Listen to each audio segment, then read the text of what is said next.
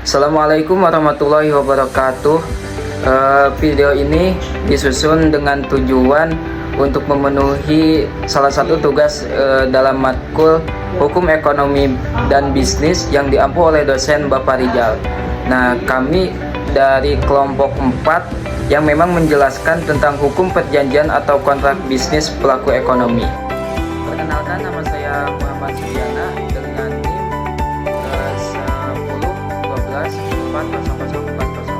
1012404040. Perkenalkan, nama saya Muhammad Repa Satria dengan NIM 1012439. Assalamualaikum warahmatullahi wabarakatuh. Perkenalkan, nama saya Muhammad Dery Faisal Akbar dengan NIM 101240042.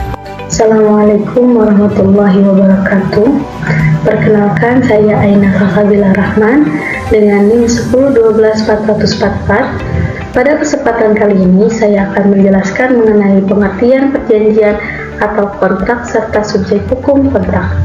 Menurut pasal 1313 Kitab Undang-Undang Hukum Perdata, perjanjian adalah suatu perbuatan di mana satu orang atau lebih mengikatkan dirinya terhadap satu orang lain atau lebih. Sederhananya, perjanjian merupakan kesepakatan antara dua pihak atau lebih yang menimbulkan hubungan hukum berupa hak dan kewajiban yang harus dipenuhi oleh masing-masing pihak. Perjanjian memiliki beberapa sifat. Yang pertama, perjanjian konsensual, yaitu perjanjian di mana adanya kata sepakat antara para pihak saja sudah cukup untuk timbulnya perjanjian.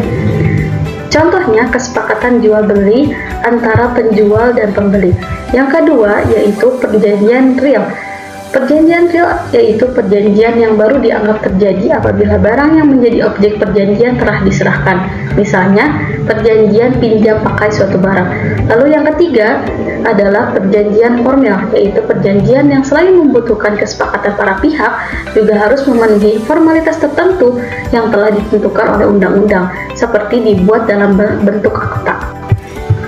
Pembahasan selanjutnya yaitu subjek hukum kontrak, merupakan pihak-pihak yang dapat melakukan dan terikat dalam suatu perjanjian. Subjek hukum kontrak tersebut terdiri dari perorangan atau individu, yaitu setiap orang yang cakap menurut hukum, lalu ada badan hukum seperti perusahaan, yayasan atau koperasi, serta negara yang dalam kondisi tertentu juga dapat menjadi pihak dalam suatu kontrak atau perjanjian. Nah, dalam memahami pengertian dan subjek hukum kontrak, kita dapat mengetahui siapa saja yang dapat membuat perjanjian serta bagaimana suatu hubungan hukum dapat terbentuk dalam kegiatan ekonomi dan bisnis. Di sini saya akan menjelaskan syarat-syarat keabsahan kontrak. Dalam hukum kontrak di Indonesia, perikatan adalah hubungan hukum antara dua pihak yang menimbulkan hak dan kewajiban. Artinya, ada satu pihak yang memenuhi suatu prestasi atau kewajiban, sedangkan pihak lainnya berhak menerima prestasi tersebut. Karena perjanjian merupakan salah satu sumber lahirnya perikatan, maka keabsahan suatu perjanjian menjadi hal yang sangat penting, terutama dalam kegiatan perdagangan dan bisnis. Jika perjanjiannya sah, maka hak dan kewajiban para pihak dapat dilindungi oleh hukum. Menurut pasal 1320 Kitab Undang-Undang Hukum Perdata (KUH Perdata), ada beberapa syarat yang harus dipenuhi agar suatu perjanjian dianggap sah. Syarat tersebut dibagi menjadi dua, yaitu syarat subjektif dan syarat objektif. Syarat subjektif berkaitan dengan para pihak yang membuat perjanjian, sedangkan syarat objektif berkaitan dengan isi atau objek yang diperjanjikan. Untuk selanjutnya, berdasarkan ketentuan pasal 1320 KUH Perdata, untuk sahnya suatu perjanjian diperlukan syarat-syarat sebagai berikut. Untuk syarat-syarat yang pertama, sepakat mereka yang mengikatkan dirinya. Syarat pertama adalah adanya kesepakatan antara pihak yang membuat perjanjian, artinya kedua belah pihak sama-sama setuju terhadap isi perjanjian tanpa adanya paksaan, ancaman, penipuan, atau kesalahan. Jika salah satu pihak dipaksa ataupun ditipu, maka kesepakatan tersebut dianggap tidak sempurna. Untuk yang kedua, kecakapan untuk membuat suatu perikatan. Syarat kedua adalah para pihak harus cakap atau mampu menurut hukum membuat perjanjian. Maksudnya, seseorang harus memiliki kemampuan hukum untuk bertindak dan mengambil keputusan sendiri. Untuk syarat-syarat yang ketiga, suatu hal tertentu. Syarat ketiga adalah adanya objek atau hal yang diperjanjikan secara jelas. Objek tersebut bisa berupa barang, jasa, atau suatu pekerjaan yang menjadi isi perjanjian. Dengan adanya kejelasan objek, para pihak dapat memahami apa yang menjadi hak dan kewajibannya. Untuk syarat yang keempat, suatu sebab yang halal. Syarat keempat adalah tujuan atau isi perjanjian tidak boleh bertentangan dengan hukum, kesusilaan maupun ketertiban umum. Dengan kata lain, perjanjian harus dibuat untuk bertujuan dengan yang sah diperbolehkan oleh hukum. Maksud dari penjelasan syarat-syarat yang pertama dan kedua, dua syarat pertama yaitu kesepakatan dan kecakapan disebut sebagai syarat subjektif. Disebut subjektif karena syarat ini berhubungan dengan orang-orang yang membuat perjanjian atau para pihak yang terlibat dalam perjanjian tersebut. Sedangkan dua syarat lainnya yaitu suatu hal tertentu dan sebab yang halal disebut syarat objektif. Alasannya karena syarat ini berkaitan dengan isi tujuan atau objek yang diperjanjikan. Mengenai syarat kesepakatan, artinya para pihak harus memiliki persetujuan yang sama terhadap hal-hal penting dalam perjanjian. Dengan kata lain, kedua belah pihak harus benar-benar setuju dan memiliki pemahaman yang sama mengenai apa yang diperjanjikan. Kesepakatan tersebut harus diberikan secara sukarela tanpa adanya paksaan, ancaman maupun penipuan dan dari pihak lain. Nah, sekarang adalah pembahasan yang selanjutnya yaitu tentang asas perjanjian. Nah, di mana asas perjanjian ini adalah sebuah dasar untuk memenuhi sebuah kesepakatan dua orang, di mana untuk memenuhi perjanjiannya terjadi.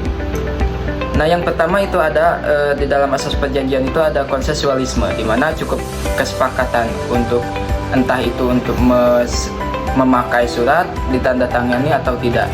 Ini bebas sesuai apa yang ingin sesuai yang ingin dikesepakati. Namun di dalam kesepakatan ini tidak boleh ada sebuah keterpaksaan ataupun sebuah ancaman. Ketika ada kedua itu, maka tidak jadi kesepakatan. Nah, yang kedua ada kebebasan berkontrak. Di sini bebas memilih kontrak seperti apa, dengan siapa, dan bentuk apapun. Nah, yang ketiga ada kekuatan mengikat. Nah, di sini ketika memang asas perjanjian harus mengikat sebuah wajib mematuhi seperti undang-undang perjanjian. Nah, yang keempat harus memastikan sebuah hukum, yaitu memang ketika memang ada sebuah pelanggaran dalam kesepakatan perjanjian, maka memang harus untuk ada jaminan hukum. Nah, yang kelimanya yaitu ada itikad baik, ya seperti harus jujur dan tidak adanya sebuah kebohongan. Nah, selanjutnya yaitu ada bagian E, yaitu masa perjanjian. Nah, dimana ketika di awal perjanjian yaitu ada kesepakatan seperti tadi, memang ada sebuah kesepakatan yang tertulis maupun tidak tertulis sesuai yang memang terjadinya ketika memang ada kesepakatan. Nah, yang kedua ketika berakhirnya sebuah perjanjian, yaitu ketika memang ada sebuah karena bayar atau batal perjanjiannya, atau jangka waktu yang memang habis, atau sebab-sebab lain yang memang menyebabkan berakhirnya untuk sebuah perjanjian tersebut. Nah, sekian dari saya untuk membahas tentang bagian D dan E. Selanjutnya akan dijelaskan oleh rekan saya. Di sini saya akan menjelaskan standar kontrak. Standar kontrak atau kontrak baku adalah perjanjian yang isinya sudah ditentukan oleh satu pihak sehingga pihak lain hanya bisa menerima atau menolaknya. Kontrak ini banyak digunakan dalam perbankan, asuransi, dan berbagai layanan jasa. Meskipun dibuat secara sepihak, kontrak baku tetap sah secara hukum selama memenuhi syarat perjanjian dan tidak bertentangan dengan hukum yang berlaku. Saya akan menjelaskan ciri-cirinya.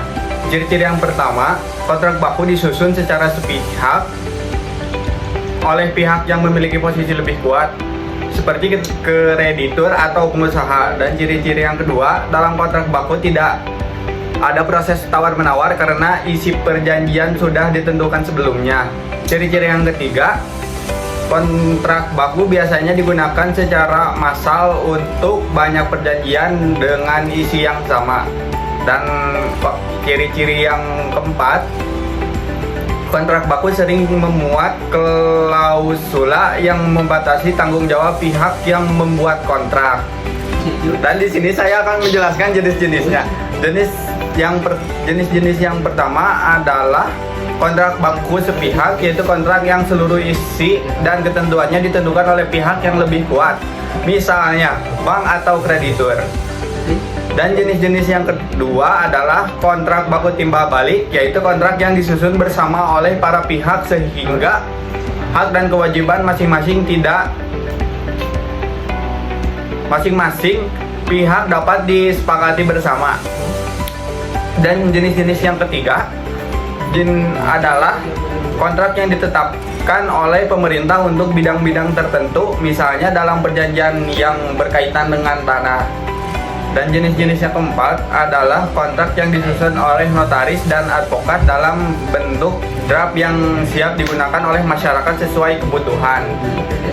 Kesimpulan dari bab 7 yaitu tentang hukum perjanjian dan juga kontrak bisnis pelaku ekonomi, yaitu perjanjian atau kontrak merupakan kesepakatan antara dua pihak dan di mana kedua pihak itu memenuhi dengan adanya sebuah kepercayaan dan juga ada sebuah sanksi-sanksi yang dimana ketika memang ada sebuah pelanggaran maka mendapatkan sanksi. Dan perjanjian juga harus memenuhi syarat-syarat tertentu dan didasarkan pada asas-asas yang memang tertera seperti di undang-undang pada perjanjian tadi yang sudah dibahas. Namun dalam praktik muncul kontrak baru yang sering kali dibuat sepihak sehingga berpotensi merugikan pihak yang lemah. Oleh karena itu penting adanya keseimbangan antara yang membuat perjanjian dan juga kesepakatan sehingga kesepakatan tersebut sah dengan seperti syarat-syarat yang tadi. Sekian dari kelompok kami, bila ada salah dan kekurangan mohon dimaafkan. Wassalamualaikum warahmatullahi wabarakatuh.